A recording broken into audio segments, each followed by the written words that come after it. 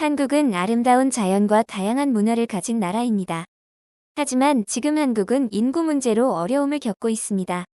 특히 출산율이 낮아지면서 여러 가지 문제가 생기고 있습니다. 이 문제는 개인의 선택을 넘어 한국 경제와 사회 전체에 큰 영향을 줍니다. 지금 한국의 출산율은 세계에서 가장 낮은 수준입니다. 출산율이란 한 여성이 평생 동안 낳을 것으로 예상되는 아이의 평균 숫자를 말합니다.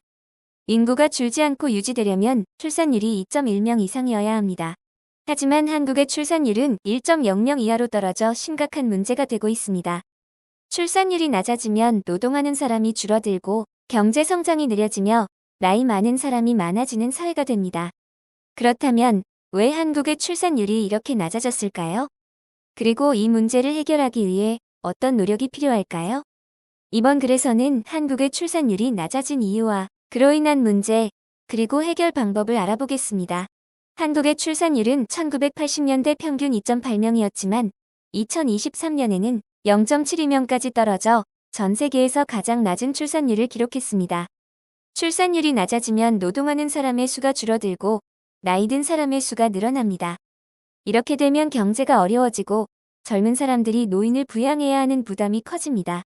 그렇다면 왜 한국의 출산율이 이렇게 낮아졌을까요? 다양한 이유를 알아보겠습니다. 출산율이 낮아진 이유는 여러 가지가 있습니다. 가장 중요한 이유는 경제적인 부담, 긴 노동시간, 그리고 결혼과 출산에 대한 생각의 변화입니다. 아이를 키우는 비용이 너무 많이 든다는 것이 가장 큰 문제입니다. 한국에서는 아이를 키울 때 교육비가 많이 필요합니다. 유치원부터 대학까지 학원과 사교육을 받는 경우가 많아 비용이 높습니다. 또한 서울과 같은 큰 도시는 집값이 비싸서 신혼부부가 집을 사기가 어렵습니다. 예를 들어 서울에서 두 아이를 키우는 가정은 한 달에 300만 원 이상의 생활비와 교육비가 필요합니다. 이런 경제적 부담이 커지면서 많은 부부가 출산을 포기하거나 미루고 있습니다. 한국은 세계에서 노동시간이 긴 나라 중 하나입니다. 맞벌이 부부는 퇴근 후 아이를 돌볼 시간이 부족합니다. 또한 출산 후 직장으로 복귀하기 어려운 경우가 많아 여성의 직장 생활이 힘들어집니다. 남성이 육아를 적극적으로 돕지 않는 경우도 많아 여성의 부담이 더욱 큽니다. 한국에서 출산 후 직장으로 복귀하는 여성의 비율은 50% 이하입니다. 이렇게 일과 가정을 병행하기 어려운 환경이 출산율 저하의 주요 원인이 되고 있습니다. 젊은 세대가 결혼을 하지 않거나 결혼을 늦추는 것도 출산율이 낮아지는 이유입니다. 요즘 젊은 사람들은 결혼과 출산보다 자신의 자유와 취미를 더 중요하게 생각하는 경우가 많습니다.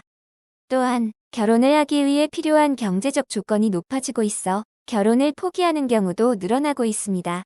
2022년 기준 한국의 평균 결혼 연령은 남성 33.7세, 여성 31.3세입니다. 20대 후반 여성의 미혼율은 80% 이상입니다. 결혼을 하지 않으면 자연스럽게 출산율도 낮아질 수밖에 없습니다. 출산율이 낮아지면 여러 가지 사회적 문제가 생깁니다. 젊은 사람들이 줄어들면 노동력이 부족해지고 경제 성장이 느려집니다.